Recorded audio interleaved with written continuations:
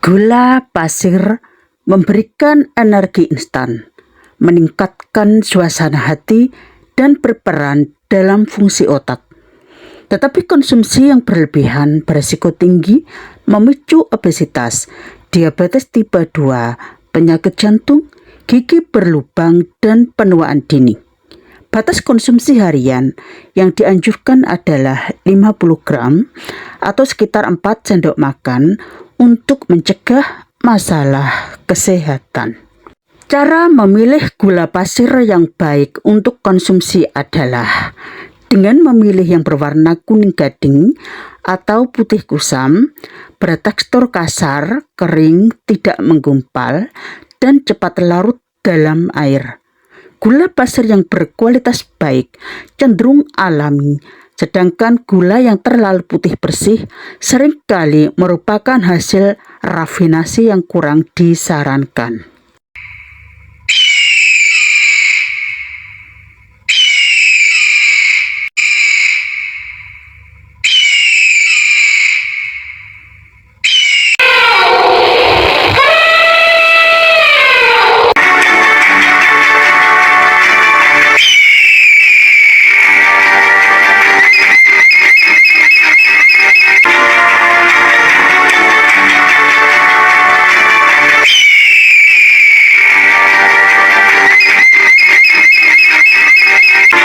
Hidup itu adalah pilihan. Muiswatin Channel menghibur, menginspirasi, memotivasi, mengedukasi, menginformasikan. Terima kasih. Keikhlasan hati adalah pondasi amal yang bermakna melakukan segala sesuatu semata-mata karena Allah Subhanahu wa Ta'ala, tanpa mengharap pujian, imbalan, atau pengakuan manusia. Ikhlas adalah seni menerima takdir dengan lapang dada, melepaskan beban masa lalu, dan mengubah energi keterpurukan menjadi kedamaian batin. Ikhlas membebaskan hati dari amarah, iri, dan ekspektasi semu. Ikhlas itu memurnikan niat, menjadikan Allah Subhanahu wa Ta'ala sebagai satu-satunya tujuan dalam setiap langkah dan perbuatan.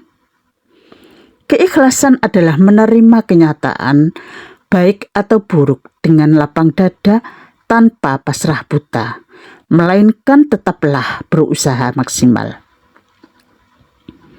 Ikhlas adalah kemampuan melepaskan apa yang tidak bisa dikendalikan atau dipaksakan, termasuk hasil akhir dan penilaian manusia.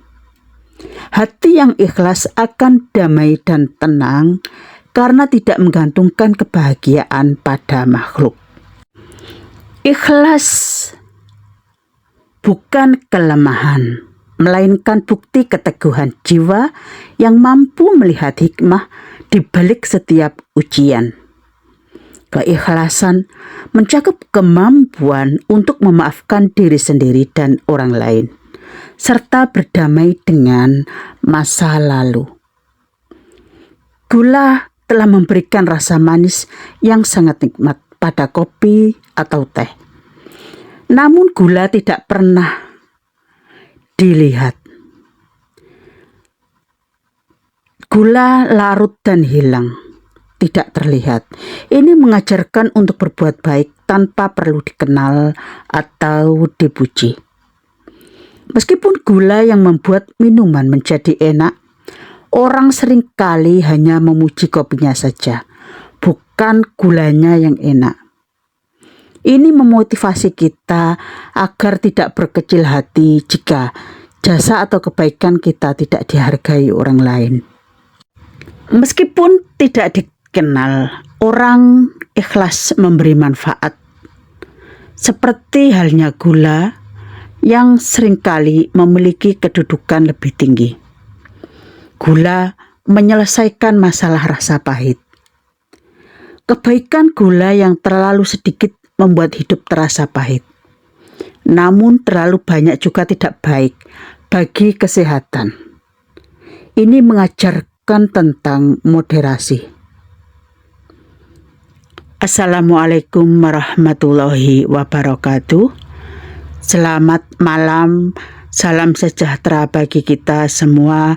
Salam, Om Swastiastu, Namo Buddhaya, Wedidong Tian, salam kebajikan. Bapak Ibu, yang ada di nampan saya ini adalah gula pasir merek Rose Brand. Gula Rose Brand saya buat contoh, bukan untuk berniat promosi atau yang lainnya. Memang kebetulan saat ini yang saya punya adalah gula pasir curah tanpa merek dan gula pasir bermerek Rose Brand. Gula pasir Rose Brand atau gula pasir Rose Brand hijau premium ini menawarkan keunggulan berupa kristal yang lebih putih, jernih, dan bersih, higienis karena diproses secara modern dan bersertifikasi. Dibandingkan dengan gula tanpa merek atau curah, Rose Brand menjamin konsistensi warna, tidak mengubah warna kue dan keamanan pangan. Sementara gula curah seringkali memiliki warna lebih kusam, ukuran kristal tidak seragam, dan kebersihannya kurang terjamin. Bapak Ibu, perbedaan mendetail antara gula Rose Brand dan gula tanpa merek atau curah atau tradisional ini juga perlu saya informasikan. Rose Brand diproses di pabrik modern dengan standar mutu pangan, menjamin kebersihan dan higienis dari kotoran. Begitu pula dengan gula merek lainnya, tidak hanya Rose Brand saja. Gula tanpa merek biasanya dijual terbuka sehingga lebih rentan terhadap debu atau kotoran. Dan ragam dari gula pasir Rose Brand perlu juga saya informasikan. Kadang di lapangan kita menemui beberapa warna. Ada gula pasir Rose Brand hijau premium, ada yang kuning. Ini juga kita perlu mengetahuinya, dan juga cocoknya untuk apa juga perlu saya sampaikan. Gula Rose Brand hijau premium berwarna putih jernih bersih. Ini cocok untuk kue agar tidak mengubah warna adonan. Sedangkan gula Rose Brand kuning berwarna kekuningan. Ini lebih cocok untuk minuman atau masakan. Gula curah atau gula tanpa merek umumnya berwarna putih kecoklatan atau kusam dengan ukuran kristal yang bervariasi. Untuk keamanan dan sertifikasi, gula putih atau gula pasir Brand memiliki izin BPOM, RIMD, dan sertifikasi halal MUI yang menjamin standar kualitas. Gula tanpa merek umumnya tidak memiliki label BPOM atau informasi komposisi. Kualitas dan tekstur kristal gula pasir Rose Brand cenderung lebih seragam dan tidak menggumpal, sedangkan gula tanpa merek seringkali lebih lembab atau menggumpal. Dan karena itulah harga gula curah atau tanpa merek lebih ekonomis bila dibandingkan dengan gula pasir Rose Brand. Bapak Ibu, gula adalah salah satu komoditas tertua di dunia yang terdokumentasi, dan pada suatu waktu gula sangat berharga sehingga orang-orang menguncinya di dalam brankas gula. Gula sudah ada sejak 8000 sebelum Masehi. Sejarah gula sendiri memiliki beberapa fase utama. Yang pertama adalah pengambilan sari tebu dari tanaman tebu yang ada di lahan, dan selanjutnya domestikasi tanaman tersebut di daerah tropis India dan Asia Tenggara sekitar tahun 4000 sebelum Masehi. Fase utama yang kedua, penemuan pembuatan butiran gula tebu dari sari tebu di India sekitar 2000 tahun yang lalu, diikuti oleh peningkatan dalam pemurnian butiran kristal di India pada abad-abad awal Masehi. Fase utama yang ketiga, penyebaran budaya dan pembuatan gula tebu ke dunia Islam abad pertengahan bersamaan dengan beberapa peningkatan dalam metode produksi. Fase utama yang keempat, penyebaran budidaya dan pembuatan gula tebu ke Hindia Barat dan wilayah tropis Amerika dimulai pada abad ke-16, diikuti oleh peningkatan produksi yang lebih intensif pada abad ke-17 hingga ke-19 di wilayah tersebut. Fase utama yang berikutnya yang kelima adalah perkembangan gula bit, sirup jagung fruktosa tinggi, dan pemanis lainnya pada abad ke-19 dan abad ke-20. Bapak, Ibu, gula rafinasi dan gula alami. Gula rafinasi diketahui memiliki tingkat kemurnian lebih tinggi dibandingkan dengan gula alami. Meski begitu, bukan berarti jenis gula ini lebih sehat. Untuk mengetahui lebih jauh seputar gula rafinasi dan bedanya dengan gula alami. Untuk gula rafinasi adalah gula yang berasal dari sari tebu. Seperti gula yang ada dalam nampan saya ini, namanya gula rafinasi karena berasal dari sari tebu. Dalam proses pembuatannya, sari tebu akan mengalami proses pemurnian dan pengolahan yang panjang sehingga menghasilkan gula murni. Berdasarkan cara mendapatkannya, gula rafinasi ini dikatakan lebih rendah nutrisinya karena hanya mengandung gula murni dan tidak memiliki serat, vitamin, mineral, atau protein. Selain itu, gula ini biasanya juga berada di dalam makanan atau minuman kemasan yang terkadang tinggi garam dan lemak jenuh pula. Sedangkan gula alami merupakan pemanis yang memang sudah ada di dalam makanan tersebut yang minim proses. Misalnya gula yang ada dalam buah, gula yang ada dalam madu, ataupun susu. Meski diperoleh dari sumber yang berbeda, sebenarnya gula rafinasi dan gula alami akan diproses dengan cara yang sama di dalam tubuh dan menjadi zat yang sama pula di dalam tubuh manusia. Konsumsi gula alami biasanya bersamaan dengan nutrisi lainnya, seperti buah tidak hanya mengandung gula tetapi juga mengandung serat, vitamin, dan mineral, sementara susu mengandung protein dan vitamin. Bapak, Ibu, meskipun dalam nampan saya ini adalah gula yang terbuat dari tanaman tebu, atau saya tadi menyebutnya sebagai gula rafinasi, tetapi ada juga beberapa hal yang perlu kita bedakan. Gula pasir yang dijual secara umum di minimarket, di toko-toko kelontong untuk konsumsi rumah tangga umumnya bukanlah gula rafinasi. Atau gula kristal rafinasi, kita menyebutnya sebagai GKR, melainkan gula kristal putih atau gula tebu alami. Jadi gula rafinasi dilarang dijual ke konsumen umum dan ditujukan khusus untuk industri.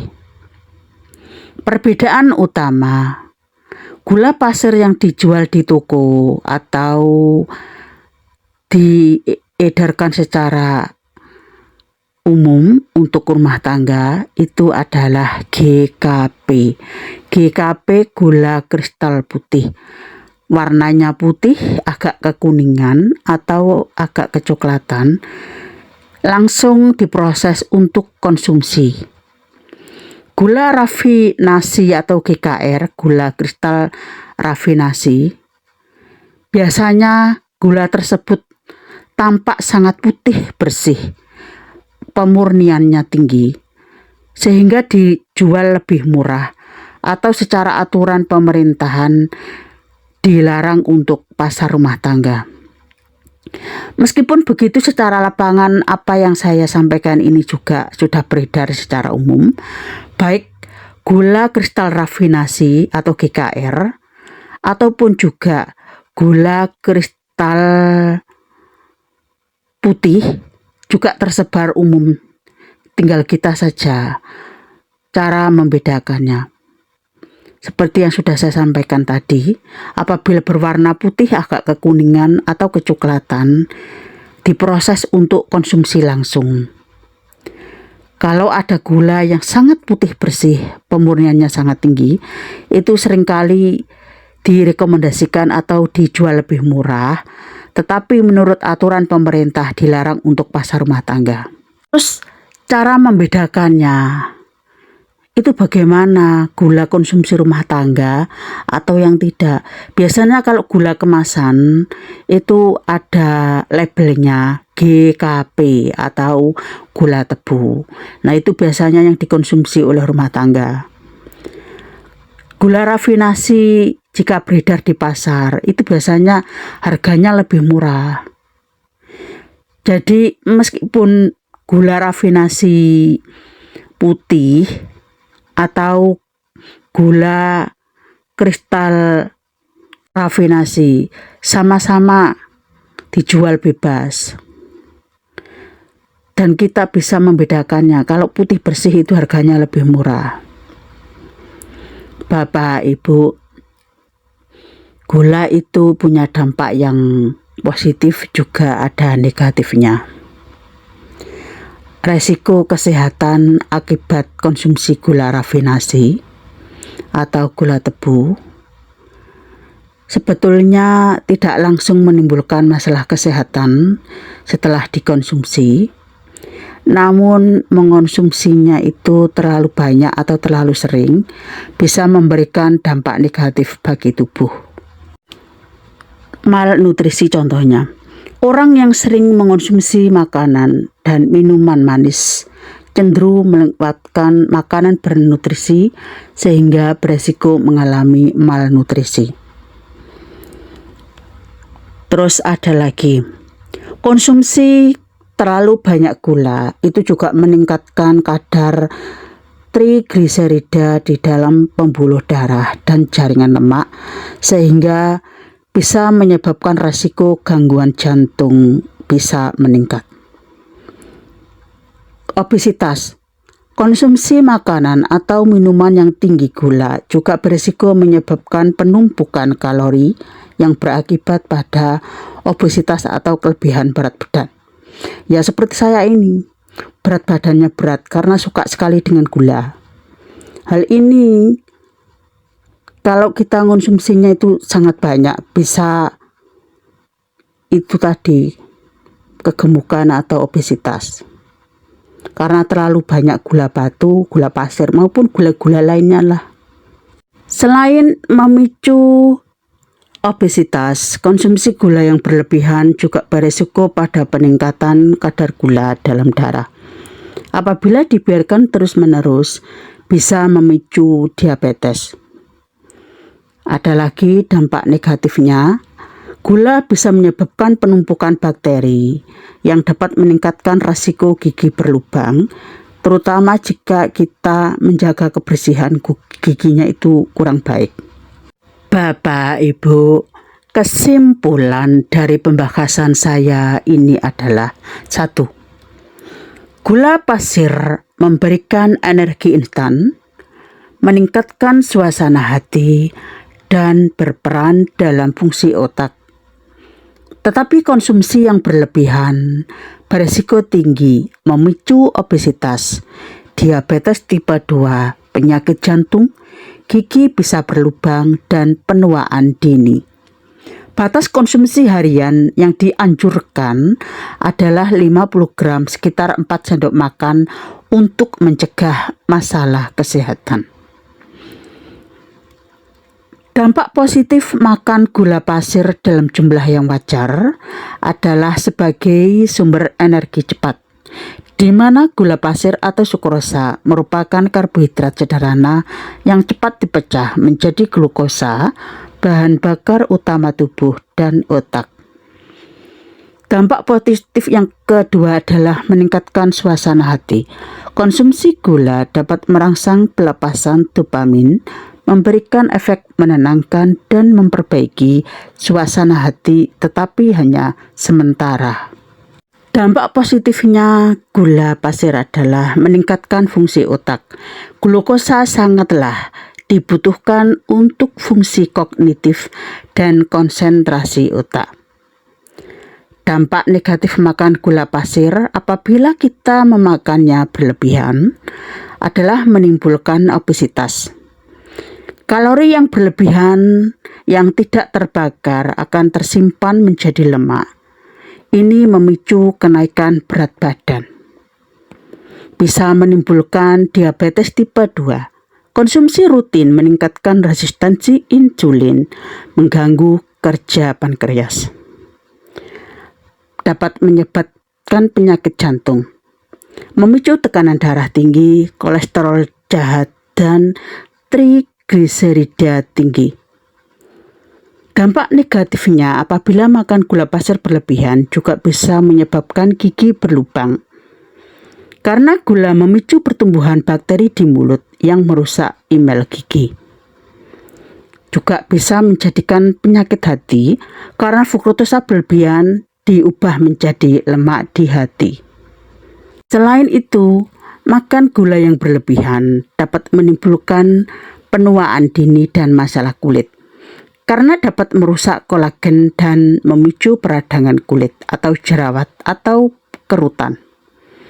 Masalah kesehatan lainnya adalah menimbulkan resiko depresi, penurunan kualitas sperma, dan penurunan fungsi ginjal. Kesimpulan dari pembahasan saya ini yang kedua adalah cara memilih gula pasir yang baik untuk konsumsi adalah dengan memilih yang berwarna kuning gading atau putih kusam. Bertekstur kasar, kering, tidak menggumpal, dan cepat larut dalam air.